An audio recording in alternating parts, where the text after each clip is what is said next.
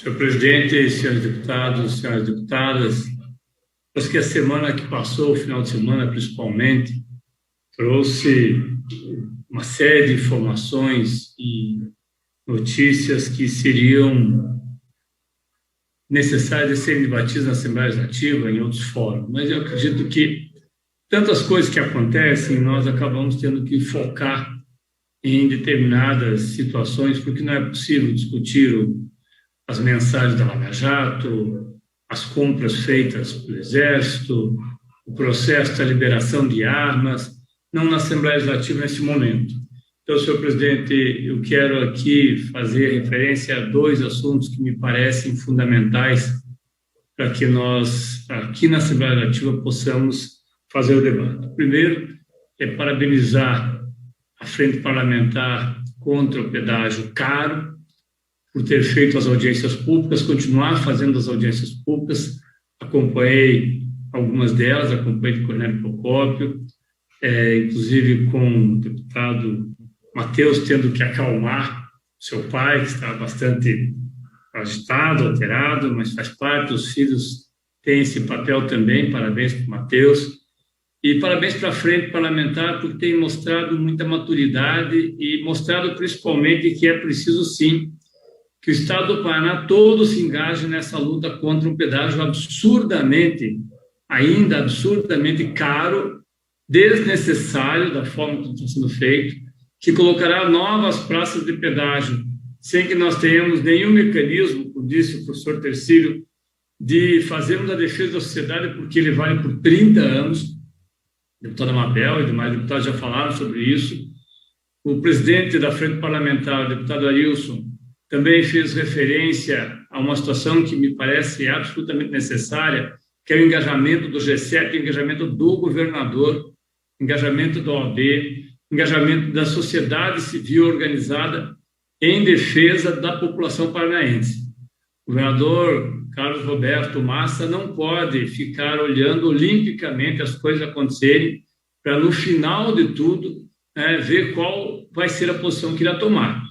Nós precisamos saber do governador já se ele é a favor do menor preço, se ele é a favor da outorga. Afinal, ele é o governador e sobre ele certamente haverá um debate muito intenso.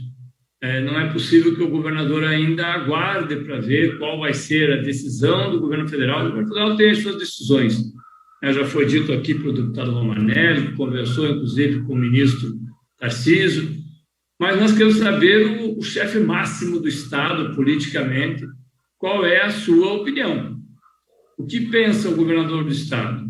Com todos os seus problemas, o governador Richa, o governador Carlos Alberto, na sua gestão anterior, tentou fazer os pedágios, principalmente no sudoeste do Paraná, teve problemas, mas posicionou-se em determinados momentos. E o governador Ratinho parece que não tem uma posição clara. Uma hora é a favor, outra hora não sabe bem o que dizer, não se manifesta, não participa, está aguardando, mas está aguardando até quando? Nós não podemos ficar isolados, como se apenas a Assembleia Legislativa estivesse fazendo uma luta sem que a participação do governador seja decisiva. Em outros estados, os governadores têm se manifestado claramente contra o pedágio caro, pedágio que vai encarecer, inclusive, a produção do Estado do Paraná. Aliás, como disse aí, tempos atrás, um deputado federal, o Paraná não tem alternativas, até porque o transporte ferroviário não pode ser considerado uma alternativa. Eu espero que nas próximas audiências, e quiçá numa delas o governador participe para dizer exatamente o que pensa com todas as vezes sobre isso. Porque o outro assunto que me traz aqui é exatamente por conta desta situação em que nós vemos o governador parece que não ter uma opinião clara, não esclarecer para a população o que pensa, como pensa fazer, para que lado que vai, ficar sempre sorrindo não vai resolver o problema, por exemplo, que nós temos aqui com a pandemia. O Paraná tem 583 mil casos até o último final de semana, 10.656 mortes, é muita coisa, nós estamos melhores do que o Rio Grande do Sul, estamos melhores do que Santa Catarina, estamos melhores do que o Amazonas, é verdade, mas não é definitivo. Qual a posição do governador? com relação às pessoas vacinadas, nós tivemos 239 mil pessoas vacinadas, mas temos 538 mil doses de vacina.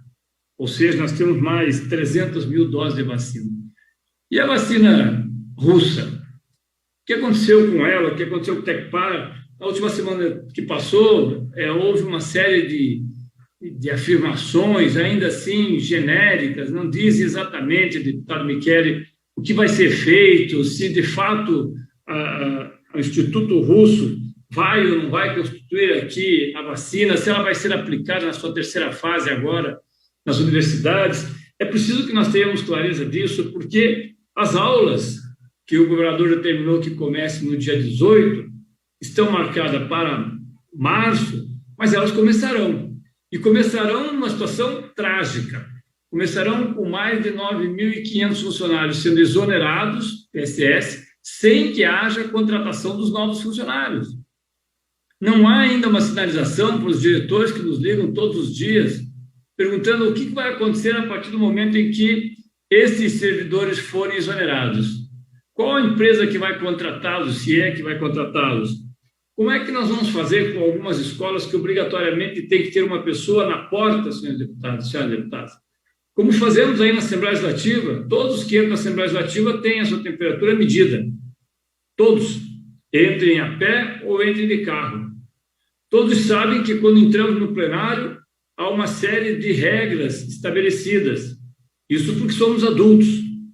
Agora, como fazer isso com crianças se você não tem alguém que cuide da portaria para medir a temperatura, que você não tem alguém para fazer o pátio, você não tem quem faça 3 recreios separadamente, que é isso que determina, inclusive os protocolos determinam que seja feito dessa forma.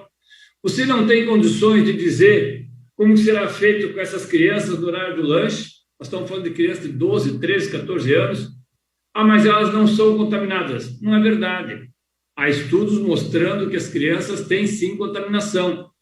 Pode ser, e espero, que esses estudos não sejam definitivos do ponto de vista da contaminação dessas crianças na mesma proporção e na mesma velocidade que são os adultos. Mas se acontecer isso e nós voltarmos às aulas sem vacinação, nós teremos uma tragédia no Paraná. Eu lembro que estas 10.656 pessoas que foram a óbito não retornaram ao mais, independente de qualquer discurso que se faça. É disso que nós estamos falando, de 10 mil pessoas que foram a óbito em um ano.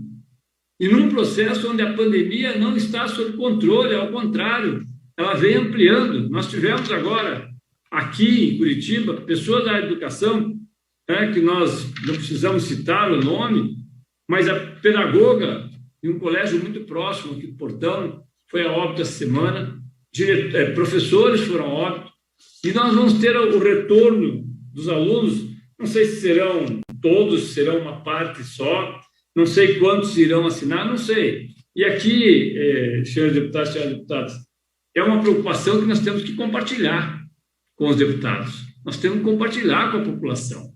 O governador precisa vir dizer claramente o que será feito com a vacina Sputnik V, quando que ela virá, de que forma ela virá, se ela virá, e se não virá, por que não virá?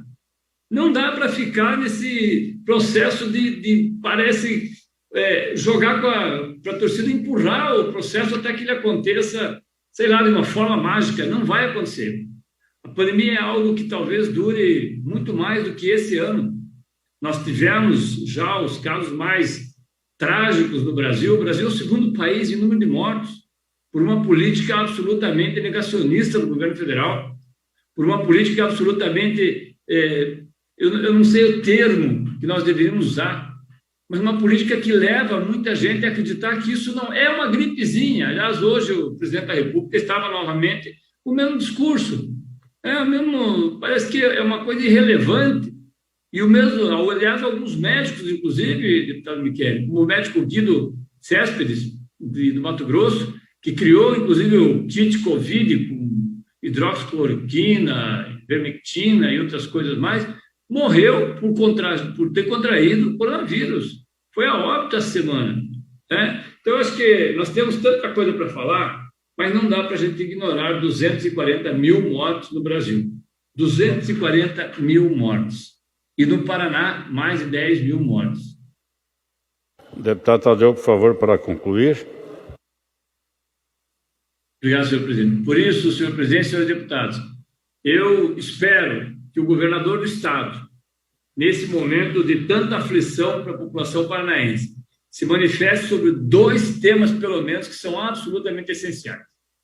Pedágio, qual é a sua posição a respeito do pedágio? Claramente, governador, nós não estamos num jogo de palavras. Claramente, qual a posição do governador Carlos Roberto Massa com relação ao pedágio? E segundo, por que até agora não há uma informação clara, objetiva, sobre o processo de nós termos ou não termos, e se não tivermos, por que não teremos, a fabricação da vacina Sputnik V aqui pelo Tecpar? É o governador do estado, e eu creio que a ele cabe nos dar essas respostas. Obrigado, senhor presidente e senhores deputados.